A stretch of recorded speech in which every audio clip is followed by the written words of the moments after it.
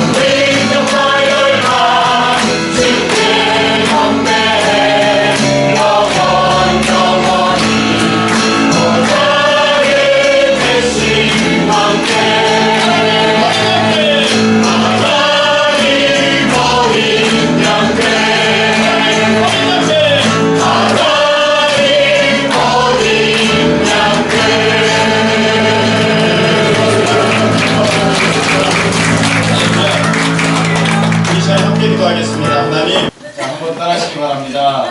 믿음으로 살리라. 믿음으로 살리라. 믿음으로 살리라. 믿음으로 살리라. 믿음으로 살리라. 라는 제목으로 하나님의 말씀을 증거하겠습니다.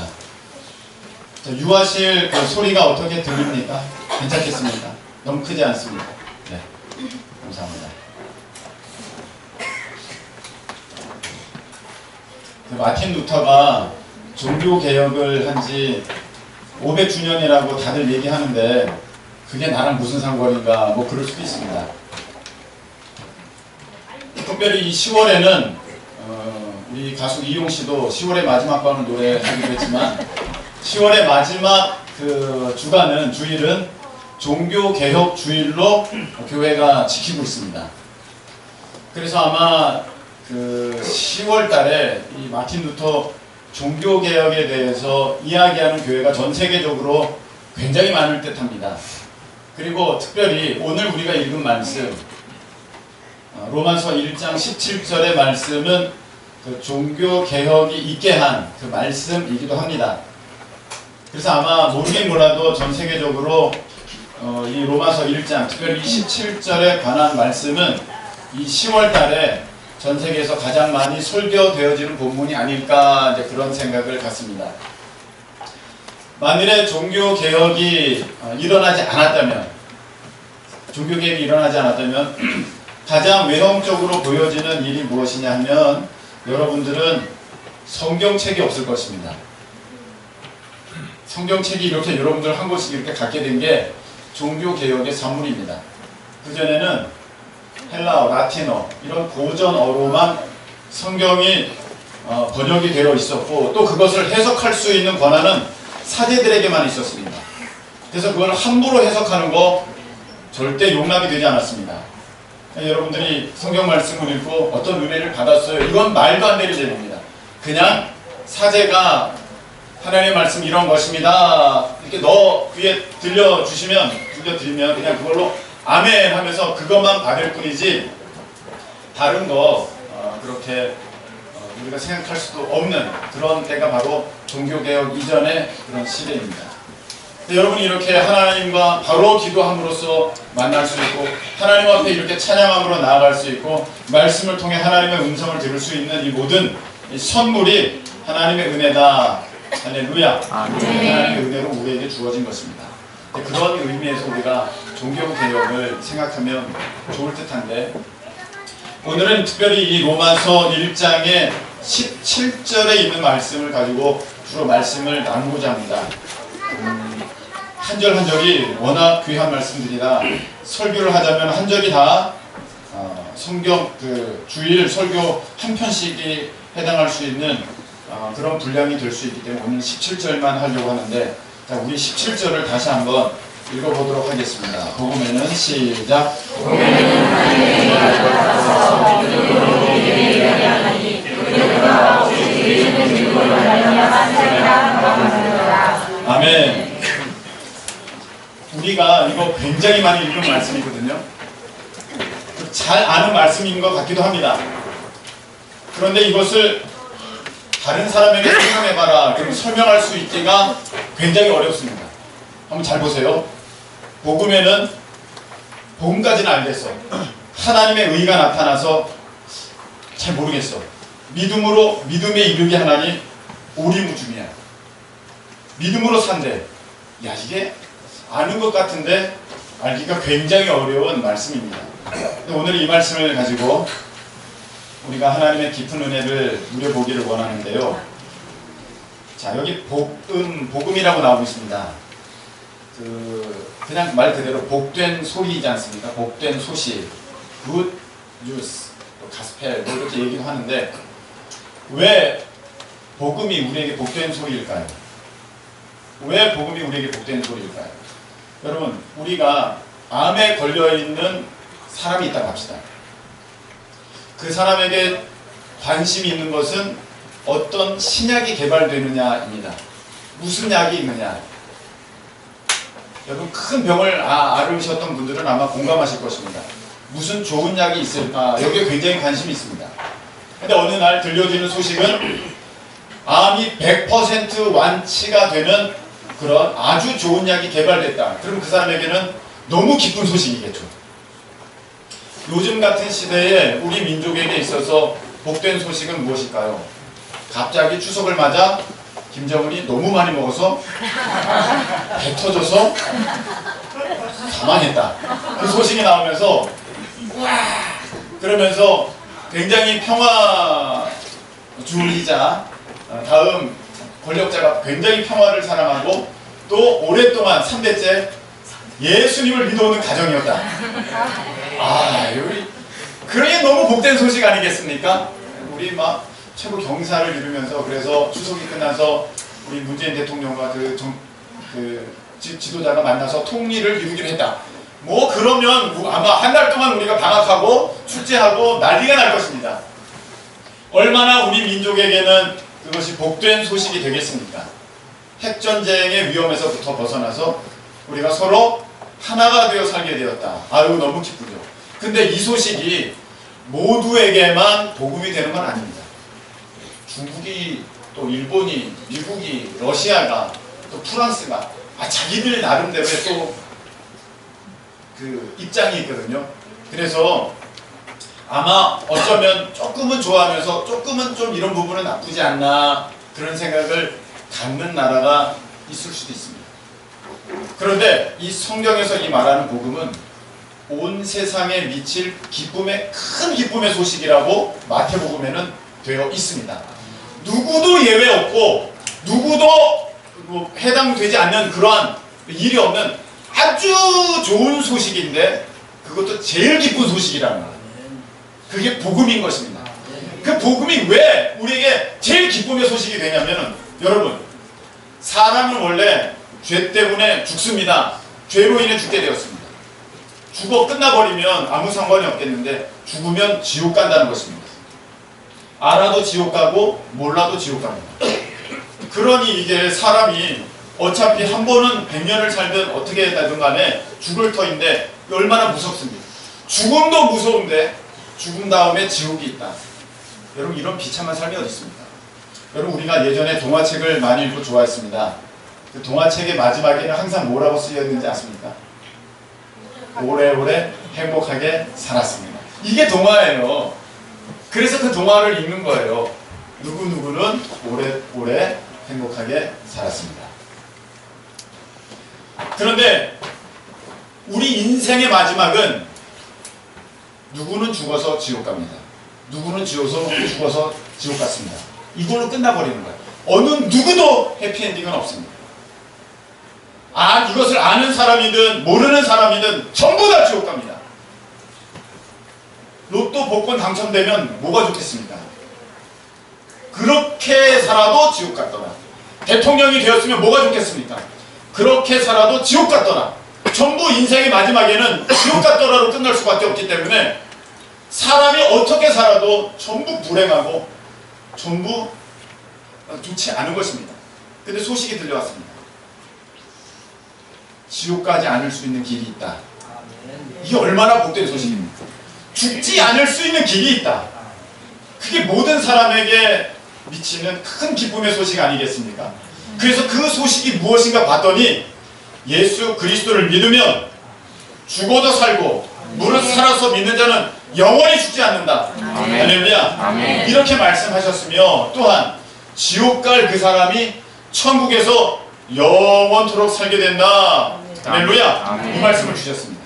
그래서 예수님 믿으면 죽음에서도 살고 지옥에서 천국으로 옮겨지게 된다. 이게 얼마나 사람들에게 있어서 기쁨의 소식이고 기쁨의 소식입니다. 기쁨 중에 큰 기쁨의 소식이죠. 그래서 이게 복음이에요. 그런데 알약이 개발됐는데 이것을 사람이 안 먹으면 낫지 않아요. 아무리 제일 좋은 약이 개발됐다 할지라도 먹지 않으면 낫지 않듯이 이 복된 소식이 있는데 이것을 믿지 않으면 의미가 없습니다. 그 사람은. 그래서 꼭 믿어야 그것이 내게 효험되어집니다. 그것이 내게 효과가 있습니다. 그래서 내가 죄사함을 입고 지옥에서 천국으로 가게 되는 그런 놀라운 하나님의 사랑을 맛보게 되는 것입니다. 아멘. 자, 이 은혜가 있으시기를 예수님의 이름으로 축복합니다. 아멘.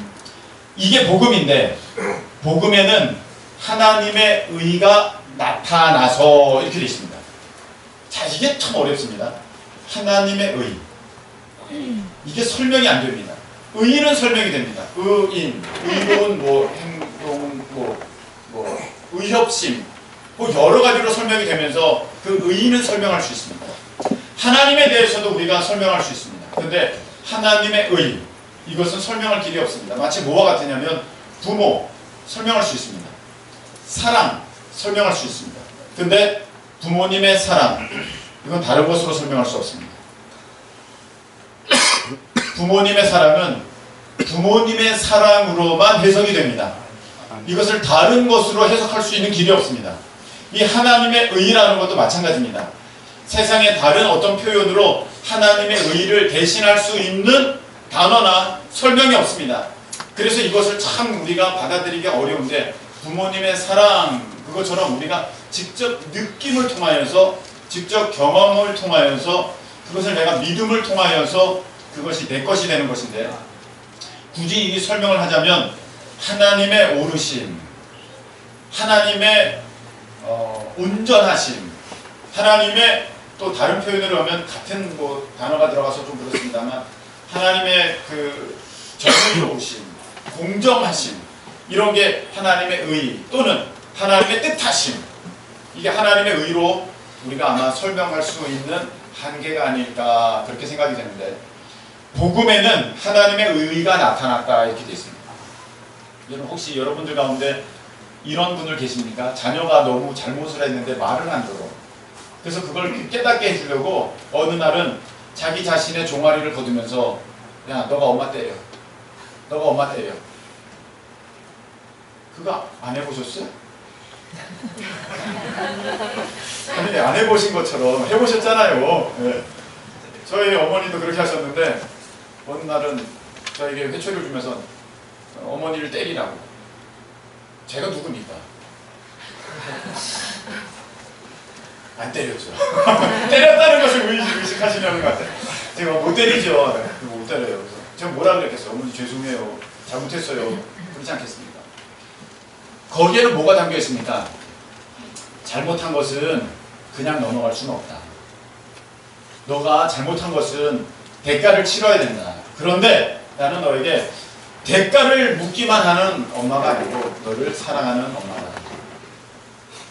거기에 그게 담겨 있지 않습니까? 우리 다니엘 김 선교사님 얘기 저번에도 제가 말씀드렸는데, 그 다니엘 김 선교사님 어머니는 이제 잘못하면 그것을 모았다가 한 번에 때리셨다 그래요. 한 번에 혼을 내셨다 그랬는데 원칙이 있었다고 합니다. 원칙은 무엇이냐면은 회초리가 부러질 때까지 맞는 게 원칙이었다 그래요. 그래서 어느 날 굉장히 잘못한 것이 이제 모였으면 어머니가 부른대요. 야, 누구야? 와라. 너 좀 혼 좀 나야겠다. 종아리 걷어. 그랬대요. 그럼 이모님들한테 매를 가져와. 그럼 아주 두꺼운 몽둥이를 가지고 왔다고 합니다. 원칙은 무엇입니까? 내가 부러질 때까지예요. 내가 부러질 때까지 때려야 돼요. 근데 우리 이 어머니께서 어떻게 하셨냐면, 너 종아리 걷어. 잘못해서 잘못 안 했어. 가만히 있습니다. 때리고 땅바닥을 잘못해서 잘못 안 했어. 너 잘못하면 잘못 안 한 거야. 너 돼. 잘못했지? 한번 딱 때리고 다시 그럴 거야, 안 그럴 거야? 엄마가 몇 번이나 얘기했어. 이렇게 하셨대요. 그러니까 땅바닥을 치면서 회초리가 부러져 나가지 않습니까? 그래, 오늘 부러질 때까지 맞았으니 아무 정도 그러지 말아라. 거기서 그걸 깨달았다는 것입니다. 잘못은 그냥 넘어갈 수 없어. 죄를 덮을 수는 없다. 그런데 엄마는 너를 사랑한다. 그것을 이 다니엘 김 선교사님은 거기서 깨달았대요. 맞으면서도 감사하고 맞으면서도 엄마가 좋더래요. 눈물이 막 났다고 그렇게 얘기를 했습니다. 여러분, 하나님은 사랑이신데 사랑만 있으면 사랑이 사랑되지 못합니다. 우리 여기가 사랑의 공동체지 않습니까? 근데 여기에 진짜 악한 사람이 한 명 있다고 합시다. 그러면 여기는 사랑의 공동체가 아니라 악이 판치는 세상이 돼요. 잘 보세요. 정의로 다스려지지 않으면, 악이 다스려지지 않으면 이 사람은 때리고 뺏고 욕하고 상하게 만들고 짓밟고 그럽니다. 그럼 여기는 사랑의 공동체가 아니라 악이 판치는 세상이 되는 거예요. 여러분, 그 악이 정의로서 다스려질 때만 사랑이 사랑되게 되는 역사가 있는 것입니다. 아멘. 여러분, 죄인이 내가 잘못했습니다 그럴 때 용서도 의미가 있는 것이지, 내가 뭘 잘못했냐, 난 제일 잘했어, 그런데 내가 너를 용서할게, 그럼 그 용서가 되지 않는 거예요. 아무 의미가 없는 것입니다. 그래서 하나님은 사랑이신데 그 사랑이 더욱 사랑되려면 하나님의 의, 하나님의 정의, 하나님의 공의가 반드시 함께 있어야 됩니다. 그래서 하나님은 복음에 이 하나님의 의와 하나님의 그 사랑을, 공의와 사랑을 함께 담아주셨는데 이런 겁니다. 너희들 죄 졌지? 죄 삭은 사망이야. 너희들 죽어야 돼. 죄 대가 치러야 돼. 다 사망이야. 죄는 그냥 넘어갈 수 없단다. 잘못은 그냥 넘어갈 수 없어. 대가를 치러야 돼. 근데 내가 너희들을 사랑해.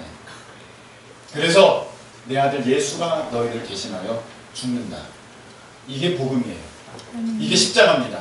원래는 거기서 내가 죽는데 하나님이 우리를 사랑하셔서, 저 여러분을 사랑하셔서, 그래 죄는 그냥 넘어갈 수 없어. 대가를 치러야 돼.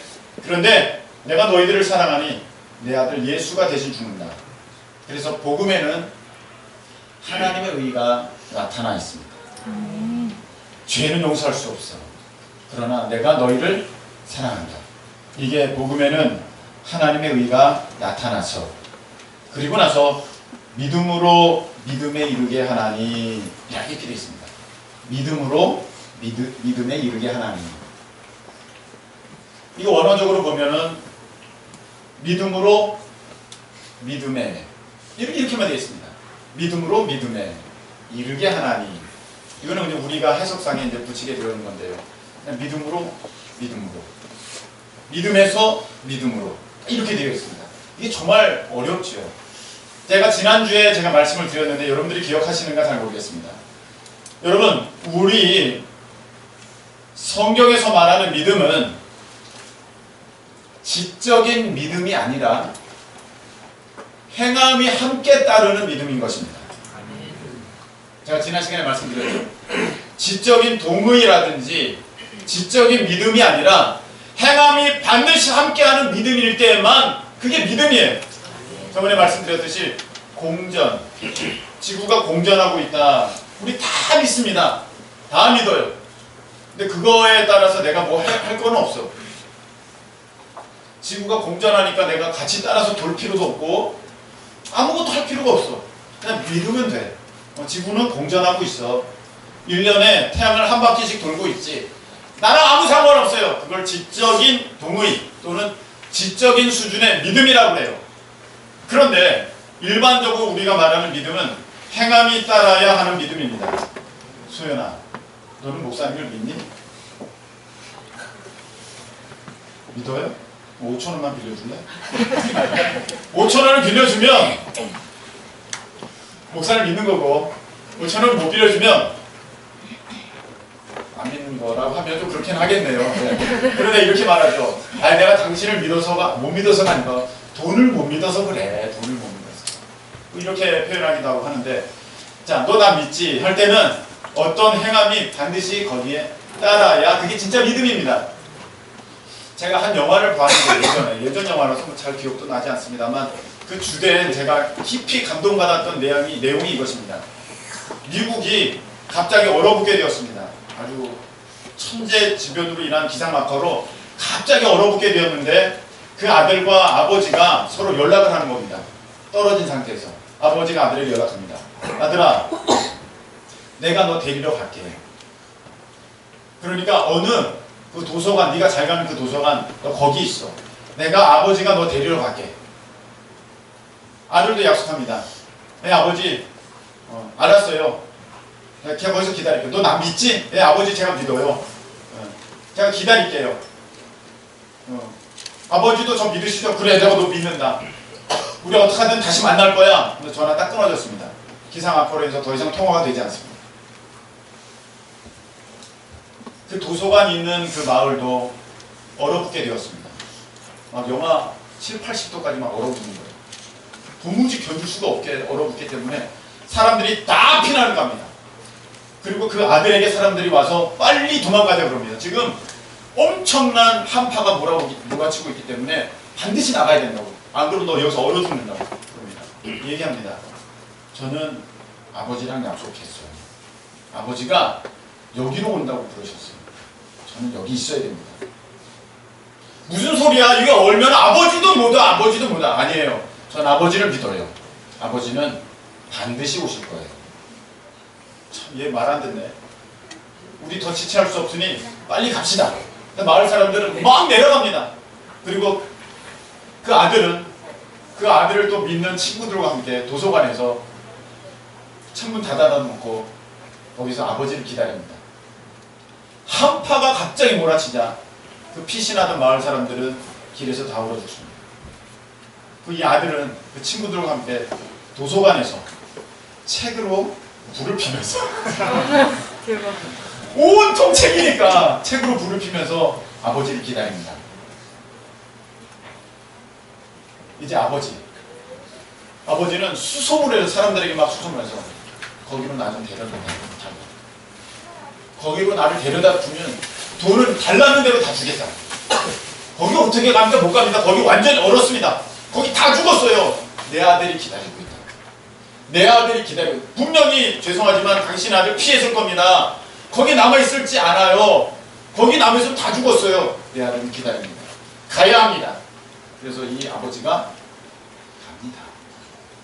목숨 걸고 갑니다. 그리고 그 도서관에서 아들과 아버지가 만나서 그 마음에서 유일하게 살아남아서 탈출하게 되는 것이 그 영화의 내용이었었습니다. 참 감동받았어요. 이게 믿음이구나.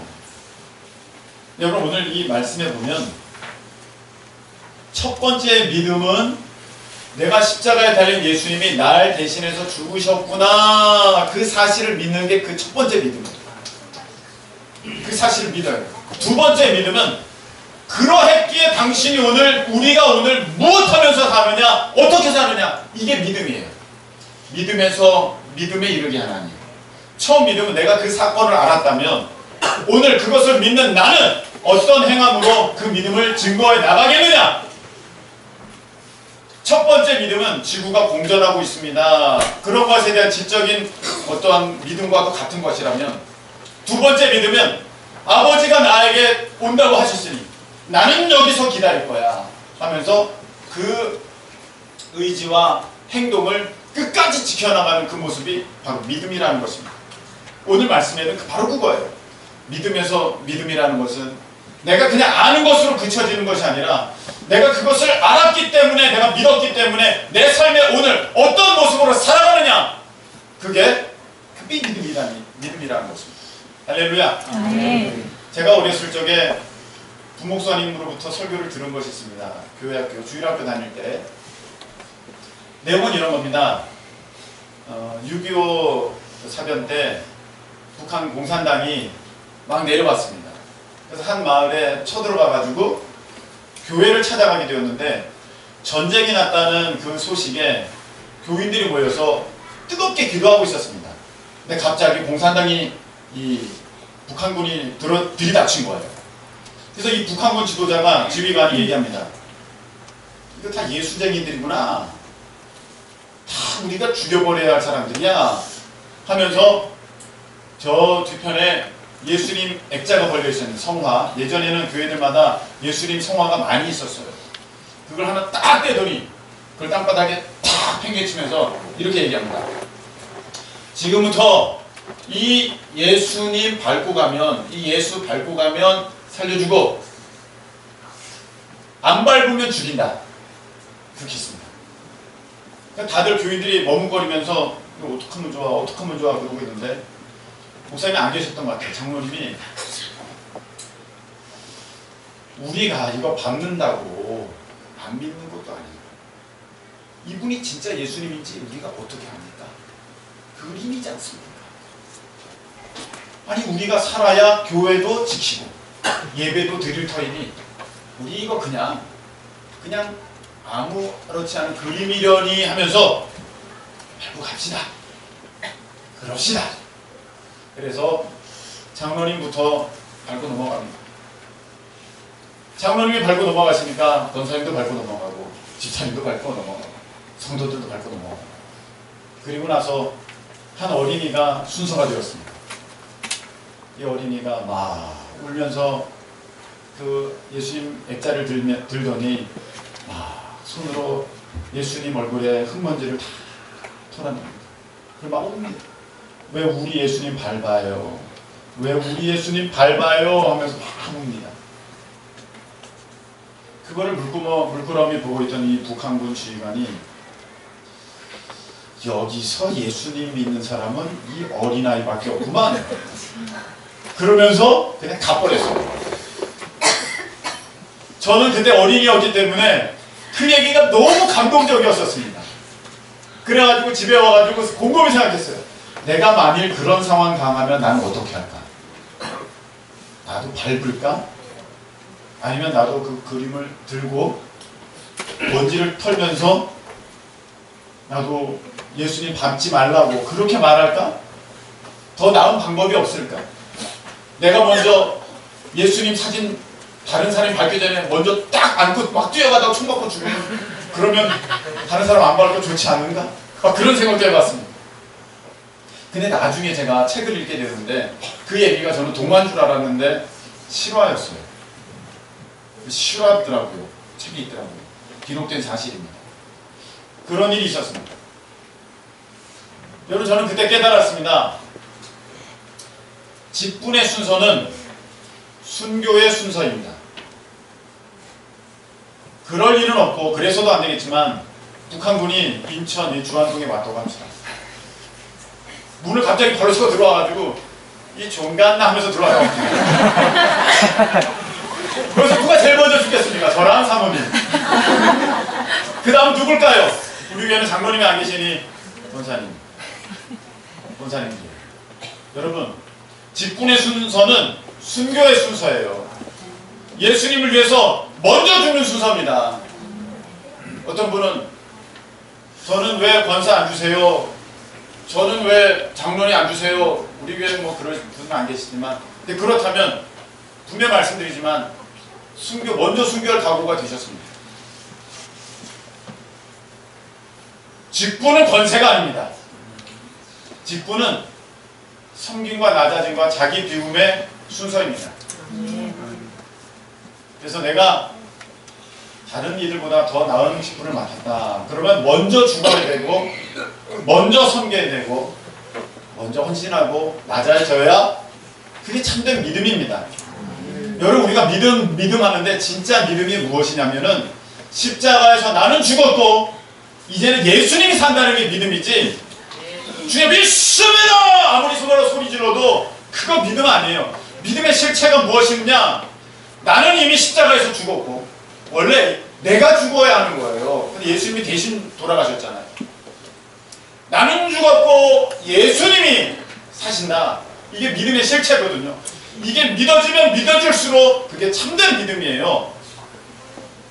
그래서 우리가 신앙생활이 오래될수록, 직분이 나아질수록 나는 더욱 죽은 것이 분명해지고 예수님이 더욱 나를 통해서 사시는 모습이 있게 되어야 되는 것입니다. 아멘. 그래서 오늘 이 말씀에 보면 믿음으로 믿음에 이르게 하나니, 처음 믿음은 그냥 아는 믿음이어서 예수님이 십자가에 달려 죽으셨대, 나 때문에 돌아가셨대, 그렇게 시작한 믿음이에요. 그것이 나를 전혀 바꾸지 못했어요. 나한테 아무 의미가 없었어요. 근데 어느 날부터 그럼 나는 오늘 어떻게 살아야 되지? 예수님이 나를 위해 돌아가셨다면 나는 오늘 어떻게 살아야 되지? 이 추석 명절에 나는 어떻게 해야 되지? 이것을 알고 그것을 행할 때 믿음으로 믿음에 이르게 한다. 이렇게 되었습니다. 기록된 바, 그래서 오직 의인은 믿음으로 말미암아 살리라. 오직 의인, 예수님을 믿음으로 통하여서 의롭게 된 우리는 믿음으로 말미암아 산다. 어떤 아들이 있었습니다. 10대에 시력을 잃었습니다. 장님이 된 거죠. 소경이 되었습니다. 10대에 소경이 되었으니까 얼마나 낙심이 되겠습니까? 꿈이 없어졌죠. 소망이 없어지고 좌절하고 절명하고 그리고 세상 비관하고 밖에도 안 나갑니다. 소경인 자기를 밖에 사람들에게 보여주는 것이 너무 싫었기 때문입니다. 그래서 집에서만 있는데 어느 날 아버지가 이 아들에게 얘기를 합니다. 야 아빠 나 출근할 거야. 출근하는데 여기 사다리를 있고 여기 아빠가 사다 놓은 커튼 있다. 이 유리에 이거 커튼 좀 다 달아. 다 달고 아빠 올 때까지 꼭 다 해놔. 안 그러면 혼난다. 그리고 아버지가 문을 쾅 닫고 가셨어요. 아들이 어이가 없었습니다. 뭐 이런 사람이 아버지인가. 아니 내가 이렇게 불편한데 뭘 어떻게 이 커튼을 달라는 거야 도대체. 응? 너무 화가 났습니다. 아버지는 나를 몰라도 너무 몰라. 너무 화가 나가지고 막 그러고 있는데 아버지가 올 때까지 너 이거 다 달아놔. 반드시 달아놔. 그랬기 때문에 이게 안 달 수도 없는 거예요. 더듬거리면서 짜증나. 신경질 나. 막 그러면 더듬거리면서 하나씩 만져봅니다. 여기 사다리는 여기 있구나. 여기 커튼 찔렸다. 여기 핀이 여기 있구나. 그래가지고 이제 맞추고 삽니다. 더듬대면서 유리가 어디에 있나 살펴보고 그리고 사다리를 세웁니다. 그리고 올라가는데 이게 오죽 불편한지 모르겠습니다. 어떻게 이 봉이 어디 있는지 귀찮아하기도 하고 막 넘어질 뻔하기도 하고 이거 큰일 나겠다 막 그런 생각이 듭니다. 그때 문득 스쳐가는 생각이 있습니다. 여기서 확 떨어져서 죽을까? 여기서 확 자빠져가지고 죽어버릴까? 나 살기도 싫은데. 그리고 아버지 오늘 하는 거 보니까 나 진짜 아버지 미워. 그래서 내가 죽어버리면 아버지 마음이 더 아프겠지? 내가 그렇게 내 인생 끝내버릴까? 막 그런 생각에 이제 어떡하지? 그러면서 커튼 봉인에다가 커튼을 달기 시작합니다. 근데 신기해요. 안 될 것 같은데 핀을 하나 꼽을 때마다 이거 알겠어요. 꼽을 수가 있겠어요. 이렇게 만져가면서 여기 구멍에다 끼면 되겠네. 끼고 하나 다 꼈어요. 너무 신기한 거야. 못할 줄 알았는데 했어. 그 옆에 것도 달았어. 그 옆에 것도 다 달았어. 다 다른 거예요. 얼마나 뿌듯한지. 와, 나 아무것도 못할 줄 알았는데 나 이렇게 커튼 달았다. 나 이렇게 커튼 달았어. 막 좋아가지고 나도 할 수 있어. 나도 할 수 있어. 막 그러고 막 좋아하면서 두 주먹 굵은 주고 막 이리 다니고 막 저리 다니고 막 그러고 있는데 갑자기 우는 소리가 나는 거야. 이게 뭔 소리가 맞더니 아버지가 가신 척하고 옆에서 계속 지켜보면서 아들이 하는 것을 보고 있었던 거야. 아들이 잘못될까봐, 아들이 떨어질까봐, 아들이 다칠까봐. 아버지는 숨을 죽여가면서 그 아들을 어떻게 할지 몰라가지고 숨을 죽여가면서 있는데 그 하나하나 다른 모습을 보면서 아버지가 얼마나 기특한지. 그리고 이 아들이 그 커튼을 다 달고 저 하늘 모습을 보면서 이 아버지는 참을 수가 없어서 눈물이 소중히 나왔습니다. 여러분, 우리 하나님은 우리를 얼마나 사랑하시는지 십자가의 아들을 달려 죽이셨을 뿐 아니라 그 하나님은 우리 가운데 오셔서 영원토록 떠나지 아니하신다고 말씀하셨습니다. 나는 비록 그 아들이 눈이 보이지 않아서 그 아버지가 옆에 계신 걸 모르고 막 불평하면서 그 일을 했던 것과 같이 동일하게 나는 하나님을 잘 알 수 없어서 그 눈이 열려지질 않아서 하나님이 계신 것을 모르고 내가 왜 이렇게 힘드냐고 왜 이렇게 어렵냐고 그러면서 불평하면서 왔다고 할지라도 하나님은 여러분 옆에 계셨습니다. 하나님은 여러분을 붙들어 주시고 계셨습니다. 하나님은 여러분을 알고 계셨습니다. 그래서 그 하나님의 사랑을 아는 자로서 오직 의인은 믿음으로 말미암아 살리라. 이것은 하나님을 신뢰합니다. 하나님을 의지함, 하나님을 바라봄으로 살아가는 자가 됐다는 것입니다. 자, 이런 것입니다. 복음에는 하나님의 참 놀라운 계획이 담겨 있습니다. 예수님이 십자가에 달려 죽으시면은 죄는 그냥 넘어갈 수가 없어. 하나님의 공의가 담겨 있고, 그러나 나는 너를 사랑해. 하나님의 사랑이 담겨 있습니다. 이 소식을 들었습니다. 그걸 알게 되었고 믿었습니다. 믿음으로 믿음에 이르게 되었습니다. 믿었더니 이제 내 삶에 변화와 역사가 일어나게 되었습니다. 내가 그런 사랑을 받았는데 내가 이렇게 죄를 지면서 살아야 되나? 내가 이렇게 하나님 없는 것처럼 살아야 되나? 내가 삶의 변화가 되게 되었습니다. 그러면서 이제는 하나님을 믿는 믿음, 하나님을 의지하는 믿음, 하나님을 신뢰하는 믿음으로 살게 되었습니다. 그래서 의인은 믿음으로 말미암아 살리라 함과 같으니라. 오늘 이렇게 말씀되어 있습니다. 여러분 이제 말씀 맺겠습니다. 하나님이 우리에게 오셔서 내가 결코 너희 떠나지 않고 결코 너희 버리지 않을 거야. 어떤 것도 나의 사랑에서 너희들을 끊을 수가 없어. 하나님이 이렇게 말씀을 주셨습니다. 그런 우리가 하나님이 계신데 염려할 게 있을까요? 걱정될 게 있을까요? 두려울 게 있을까요? 없어요. 그래서 초대교회에 이 제자들은 그들 앞에 별명이 있었다고 합니다. 별명이. 어떤 별명이 있었냐면 티테디오스. 티테디오스. 이게 무슨 말이냐면 결코 염려하지 않는 자. 티테디오스 바울. 바울 티테디오스. 티테디오스 요한. 요한 티테디오스. 결코 염려하지 않는 요한. 왜? 하나님을 믿기 때문에.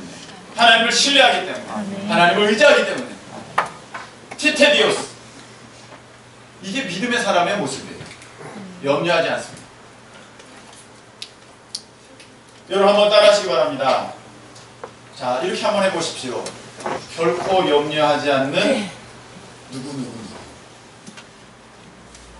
결코 염려하지 않는 누구. 자, 요번에 자기 이름을 넣어서 한번 우리 말해볼까요? 시작. 결코 염려하지 않는 김수영. 한 번 더. 시작. 결코 염려하지 않는 김수영. 다 김성은 아니죠. 자기 이름. 이게 믿음이에요. 의인은 믿음으로 말미암아 사는 것입니다. 우리 찬양 드리겠습니다.